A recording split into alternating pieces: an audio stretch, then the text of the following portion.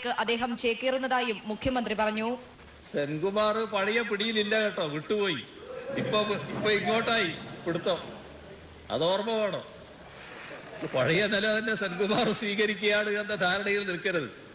ആ നില മാറി പുതിയ താവളം സെൻകുമാർ നോക്കുകയാണ്. തെറ്റായ കാര്യങ്ങൾ സംസ്ഥാന സർക്കാരിനെ അപകീർത്തിപ്പെടുത്തത്തക്ക രീതിയിൽ സംസാരിക്കുകയാണ്. നിങ്ങളാരെങ്കിലും പറഞ്ഞാൽ അത് രാഷ്ട്രീയമായി പറയുന്നതാണെന്ന് കണക്കാക്കാം. അദ്ദേഹം ഒരു ഉദ്യോഗസ്ഥനാണ്.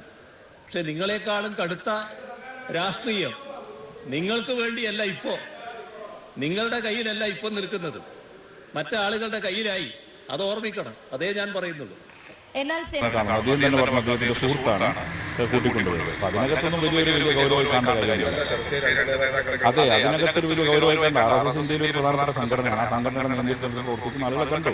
അതിനകത്ത് വലിയ അപാകതം തോന്നുന്നു.